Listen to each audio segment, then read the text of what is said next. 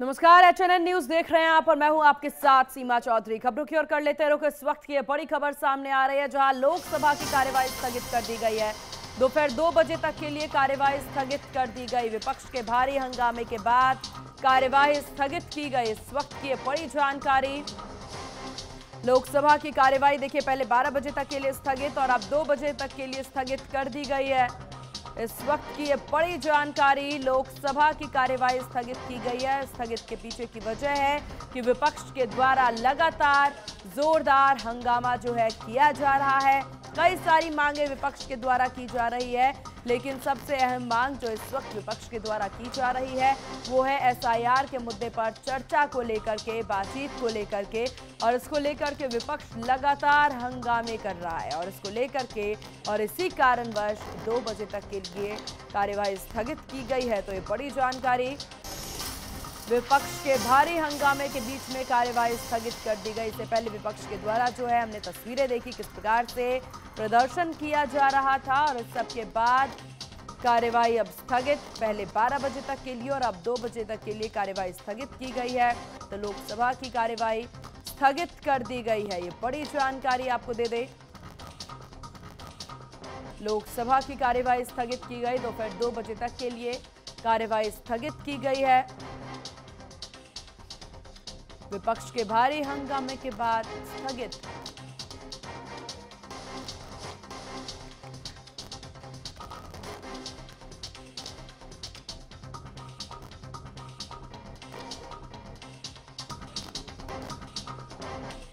तो ये बड़ी जानकारी। विपक्ष के भारी हंगामे के चलते कार्यवाही स्थगित की गई है। एसआईआर का मुद्दा जिसको लेकर के विपक्ष प्रबल तरीके से इस मुद्दे को बार बार उठाता नजर आ रहा है और इसी बीच में अब कार्यवाही स्थगित कर दी गई। खबरों में आगे बढ़ते हैं और चंडीगढ़ से खबर सामने आ रही है जहां चंडीगढ़ के सेक्टर 26 में गैंगस्टर इंद्रप्रीत की हत्या का मामला सामने आया। चंडीगढ़ में गैंगस्टर इंद्रप्रीत की गोली मारकर हत्या की गई है। हैरी बॉक्सर आरजू बिश्नोई ने ली है हत्या की जिम्मेदारी। तो ये बड़ी जानकारी आपको दे दे। चंडीगढ़ से खबर जहां पर गैंगस्टर की हत्या की खबर। हैरी बॉक्सर और आरजू बिश्नोई ने हत्या की जिम्मेदारी ली है। चंडीगढ़ के सेक्टर 26 में गैंगस्टर इंद्रप्रीत की हत्या कर दी गई है। बड़ी जानकारी चंडीगढ़ से जहां गैंगस्टर इंद्रप्रीत की गोली मारकर हत्या कर दी गई। हैरी बॉक्सर आरजू बिश्नोई ने हत्या की जिम्मेदारी ली है।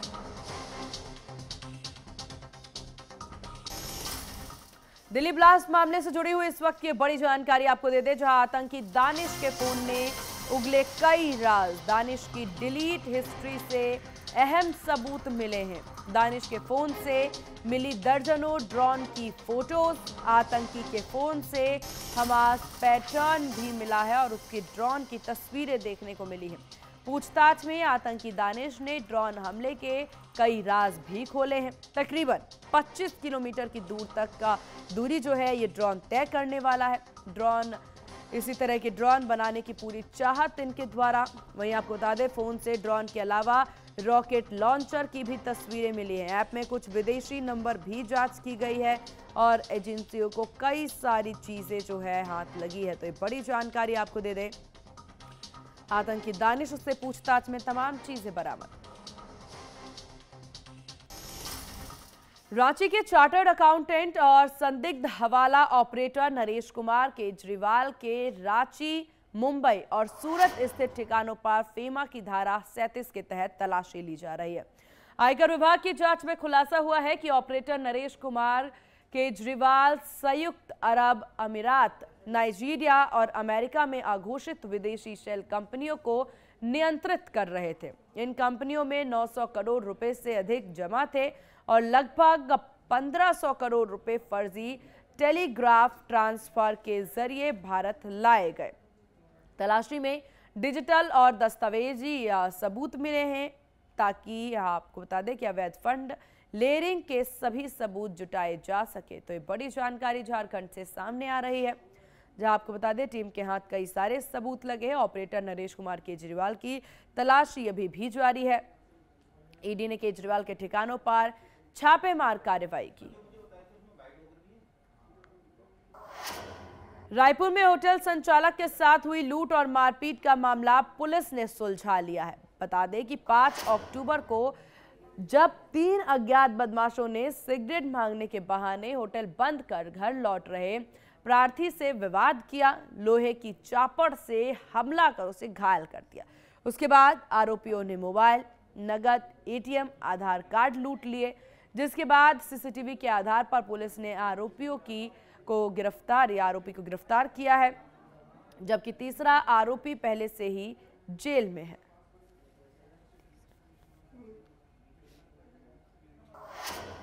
इधर मुंगेली में पुलिस की अनोखी पहल ने मूक बधिर बच्चों के चेहरे पर मुस्कान बिखेर दी है। पुलिस अधीक्षक के निर्देश पर इन बच्चों को बीआर साव स्कूल मैदान में लगे व्यापार मेले का विशेष भ्रमण कराया गया।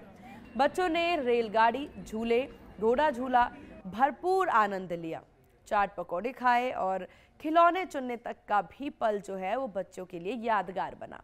पुलिस ने मौके पर साइबर सुरक्षा, नशा मुक्ति और यातायात जागरूकता को लेकर संदेश भी दिए। तस्वीरें आपकी टीवी स्क्रीन पर।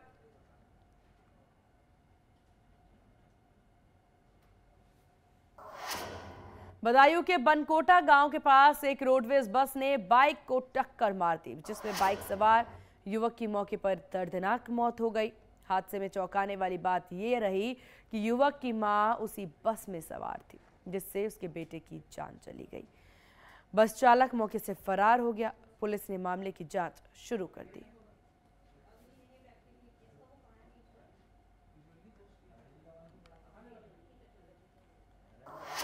एटा के कासगंज हाईवे पर तेज रफ्तार कैंटर ने 2 बाइकों को टक्कर मार दी, जिसमें 3 लोगों की दर्दनाक मौत हो गई है। दुखद खबर, एक और युवक घायल बताया जा रहा।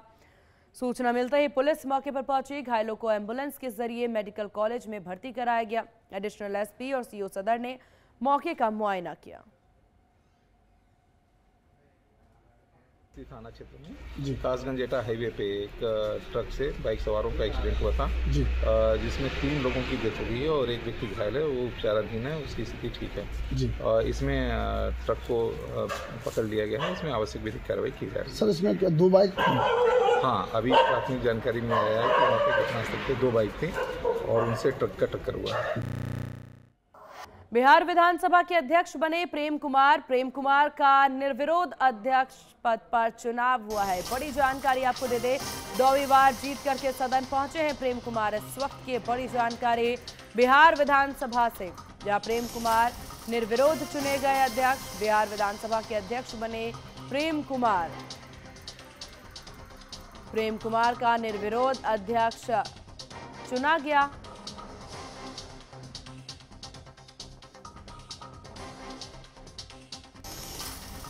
अलीगढ़ के जयगंज में युवक के साथ मारपीट कर गोली मारने की घटना सामने आई। घटना के बाद इलाके में फायरिंग से हड़कंप मच गया। यह घटना एसएसपी के फ्लैग मार्च के दौरान ही कुछ देर बाद हुई। मौके पर आला अधिकारी और पुलिस मौजूद रहे। घायल को जिला अस्पताल में भर्ती कराया गया। घायल ने बताया कि लूटपाट का विरोध करने पर उसे गोली मारी गई। क्षेत्र में ऐसे वारदातें अक्सर होती रहती है। पुलिस ने मामले की जांच शुरू कर दी। आरोपियों की तलाश में पुलिस जुटी हुई।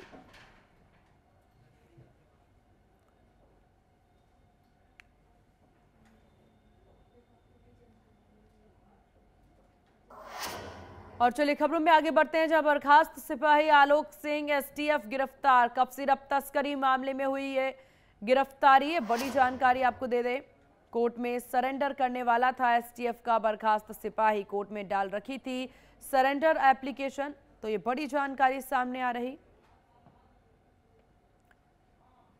तो बर्खास्त सिपाही कोर्ट में डाल रखी थी सरेंडर एप्लीकेशन। इस वक्त की बड़ी जानकारी। लखनऊ से खबर, जहां कप सिरप तस्करी मामले में हुई गिरफ्तारी। कोर्ट में सरेंडर करने वाला था एसटीएफ का यह बर्खास्त सिपाही। कोर्ट में डाल रखी थी सरेंडर एप्लीकेशन।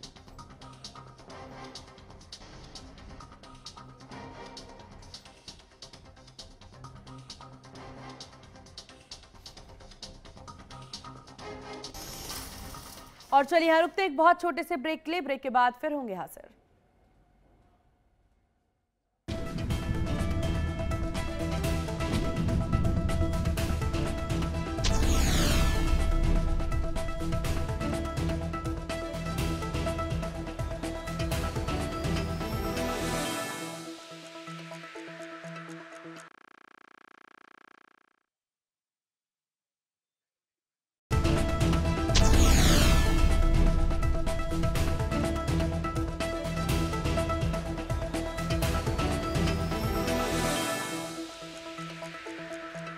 ब्रेक के बाद एक बार फिर से स्वागत है आपका और चलिए खबरों की ओर रुख करते हैं, जहां लखनऊ के बनथारा थाना क्षेत्र में दबंगों की बेखौफ हरकत सामने आई है। जहां लतीफ नगर में एक कपड़ा व्यापारी के दुकान पर घुस करके दबंगों ने असला दिखा करके उसको धमकाया।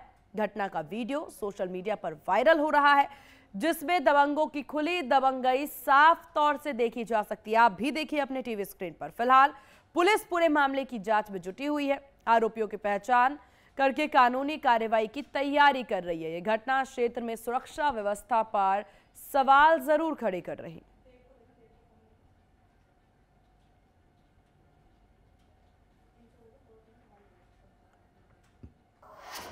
खबरों में आगे बढ़ते हैं, जहां बर्खास्त सिपाही आलोक सिंह एसटीएफ गिरफ्तार। ये बड़ी जानकारी, कब सिरप तस्करी मामले में हुई गिरफ्तारी। तो इस वक्त की बड़ी जानकारी आपको बता दें, बर्खास्त सिपाही आलोक सिंह एसटीएफ गिरफ्तार।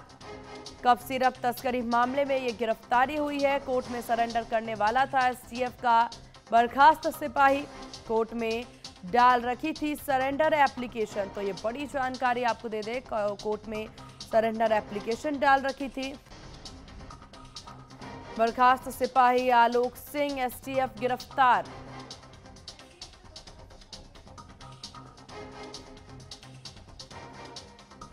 और इस विषय पर ज्यादा जानकारी के साथ संवाददाता पुनीत मोहन फोन लाइन पर हमारे साथ बने हुए हैं। पुनीत, क्या कुछ बड़ी अपडेट इस पूरे मामले को लेकर? देखिए, कब सिरप तस्करी सिंडिकेट मामले में एक बड़ा एसटीएफ के हाथ खुलासा हुआ है। एक बड़ी गिरफ्तारी हुई है। बर्खास्त सिपाही आलोक सिंह को गिरफ्तार किया गया है। सोमवार को इसके खिलाफ लुकआउट नोटिस जारी किया गया था और आलोक सिंह कोर्ट में सरेंडर की रणनीति बना रहा था, लेकिन इससे पहले एसटीएफ के हत्थे चढ़ गया। आलोक सिंह ने इसके लिए कोर्ट में सरेंडर एप्लीकेशन भी डाल रखी थी और आज एसटीएफ को कोर्ट में अपनी रिपोर्ट सौंपनी थी, लेकिन एसटीएफ ने तकनीकी निगरानी और पुख्ता इनपुट के आधार पर बर्खास्त सिपाही आलोक सिंह को गिरफ्तार किया है। आलोक सिंह कभी एसटीएफ में हुआ करता था, एसटीएफ का बर्खास्त सिपाही है। और अमित सिंह टाटा जिसकी गिरफ्तारी हुई है और किंग पिंग शुभम जायसवाल जो इस पूरे कब सिरप तस्करी का मास्टरमाइंड था, जो इस पूरे कब सिरप जो तस्करी है इसको चला रहा था, उसके साथ इसके सैकड़ों फोटो सोशल मीडिया पर वायरल हैं। और आलोक सिंह के ऊपर आरोप है कि इसने इस पूरे नेटवर्क में बड़ी मदद करी है। विदेशों में सप्लाई करने में आलोक सिंह का भी हाथ रहा है और ऐसे में अब एसटीएफ ने आलोक सिंह की गिरफ्तारी करी है और आज दोपहर तक उसे कोर्ट में पेश किया जाएगा। जी पुनीत, क्या आलोक सिंह से क्या पूछताछ की गई है या आलोक सिंह के द्वारा कोई विशेष जानकारी दी गई है? देखिए, आलोक सिंह पर एक बड़ा आरोप है कि ये बड़ी खेप को, जो कब सिरप की बड़ी खेप थी, उसको अवैध रूप से विदेश भेजने के अंतर्राष्ट्रीय सिंडिकेट से जुड़ा हुआ था। इस मामले में पहले ही कई लोग गिरफ्तार हो चुके हैं और करोड़ों रुपए की दवा भी जब्त करी जा चुकी है। एसटीएफ की लखनऊ इकाई ने गोपनीय सूचना के आधार पर कार्रवाई करी और आलोक सिंह को गिरफ्तार किया है। पूछताछ में उसके द्वारा सिंडिकेट के अन्य सदस्यों के नाम और नेटवर्क की जानकारी उजागर होने की संभावना है। आज कोर्ट में प्रस्तुत करने के बाद आलोक सिंह को एसटीएफ रिमांड पर लेगी, इससे पूछताछ करेगी ताकि पूरे तस्करी गिरोह की जड़ें खंगाली जाएं और जो मेन लोग इसमें जुड़े हैं उनको भी जल्द गिरफ्तार किया जाए। जी बिल्कुल, कोई ऑफिशियल बयान पुलिस अधिकारियों के द्वारा, टीम के द्वारा? देखिए, फिलहाल अभी तक कोई ऑफिशियल बयान सामने नहीं आया है, लेकिन सूत्र बताते हैं कि थोड़ी देर बाद आलोक सिंह का मेडिकल होगा और उसके बाद उसे 3 बजे के आसपास लखनऊ की कोर्ट में पेश किया जाएगा। और जिस तरीके से आलोक सिंह कोर्ट में सरेंडर करने का प्लान कर रहा था, उसने सरेंडर एप्लीकेशन भी डाल रखी थी और आज एसटीएफ को उस मामले में अपनी रिपोर्ट लगानी थी, लेकिन इससे पहले सटीक इनपुट के आधार पर एसटीएफ ने आलोक सिंह को गिरफ्तार किया है। आज कोर्ट में रिमांड की मांग करेगी। सूत्र बताते हैं कि 14 दिन की रिमांड की मांग करेगी एसटीएफ और आलोक सिंह से पूछताछ करके इस कब सिरप गिरोह का खुलासा करेगी और इसमें जो बाकी लोग हैं जिनके नाम सामने आएंगे उनकी भी गिरफ्तारी जल्द करी जाएगी। जी बिल्कुल। और पूरी देखिए, अभी आलोक सिंह का नाम सामने आ रहा है। इससे पहले हमने खबरें बताई थी जब कब सिरप की तस्करी को लेकर के लगातार मामले सामने आ रहे हैं और इतना ज्यादा जब ध्यान पुलिस का इस पूरे मामले पर है, अधिकारियों की पकड़ इस मामले पर बनी हुई है, बावजूद इसके तस्करी भी हो रही है, गिरफ्तारी हालांकि आलोक सिंह की हुई है, तो इसके बाद क्या कुछ और कार्रवाइयां देखने को मिल सकती हैं? देखिए, उत्तर प्रदेश का ये बहुचर्चित कफ सिरप तस्करी मामला है, जिसके तार बांग्लादेश, नेपाल और विदेशों तक फैले हुए थे। और जैसा कि मैंने आपको बताया कि आलोक सिंह इस जो कफ सिरप की बड़ी खेप को विदेशों में सप्लाई करता था और पूरे अंतर्राष्ट्रीय नेटवर्क से जुड़ा हुआ था। अमित सिंह टाटा के साथ, शुभम जायसवाल के साथ इसकी सैकड़ों फोटो थी। और इतना ये भी बताया जा रहा है कि आलोक सिंह की भी कंपनियां इन्वॉल्व थी। इसने भी फर्म बना रखी थी, जिसके माध्यम से आड़ में ये लोग कोडिन कफ सिरप की सप्लाई करते थे। अब फिलहाल आलोक सिंह की गिरफ्तारी हुई है और एक बाहुबली नेता का नाम सामने आ रहा है कि वो संरक्षण देते थे। अब ऐसे में आलोक सिंह से पूछताछ होगी और पुलिस का साफ तौर पे कहना है कि जो लोग भी इसमें लिप्त रहे हैं उनको बख्शा नहीं जाएगा। जी बिल्कुल, क्योंकि इसमें आलोक सिंह का नाम सामने आना, तो ऐसे में कई और नाम जरूर उजागर होंगे। तस्करी की बात सामने आ रही है, लेकिन पुनीत अगर देखा जाए तो अभी भी जागरूकता की बहुत कमी नजर आ रही है कफ सिरप को लेकर के। तो ऐसे में किस तरह से अवेयरनेस की अगर बात कर ली जाए, क्या पुलिस के द्वारा, अधिकारियों के द्वारा किसी तरीके से आम जनता तक ये बात पहुंचाई जा रही है? देखिए, कोडिन कफ सिरप को लेकर के यूपी में 3 टीमें काम कर रही हैं। खाद्य एवं औषधि प्रसंस्करण की टीमें काम कर रही हैं, एसटीएफ छापेमारी कर रही है और इसके साथ ही अब ईडी का भी इन्वॉल्वमेंट हो चुका है, और जो पूरी तरीके से इस बात की जांच कर रही है कि इन लोगों के पास अवैध मात्रा में इतना पैसा कहां से आया। अब ऐसे में जिस तरीके से आलोक सिंह की गिरफ्तारी होती है, आलोक सिंह से अगर पूछताछ होगी तो कई बड़े नामों के खुलासे होने की पूरी संभावना है। कोडिन कफ सिरप की छापेमारी कल भी कई जिलों में हुई थी, विशेष रूप से वाराणसी, जौनपुर और आसपास के जिलों में हुई है, जहां कई फर्मों को निरस्त किया गया है, कई मेडिकल स्टोर पे छापेमारी करी जा रही है। मुख्यमंत्री योगी आदित्यनाथ का साफ कहना है कि कोडिन कफ सिरप मामले से जुड़े जितने भी लोग हैं, इनके खिलाफ सख्त कार्रवाई करते हुए इनको गिरफ्तार करिए और इस पूरे नशे का जो एक कारोबार हो रहा था, इस नेक्सस को समाप्त करिए। जी चलिए, ठीक है पुनीत, आपका बहुत शुक्रिया तमाम जानकारी साझा करने के लिए। और इन्हीं खबरों के साथ इस बुलेटिन में बस इतना ही। बने रहिए HNN न्यूज के साथ। नमस्कार।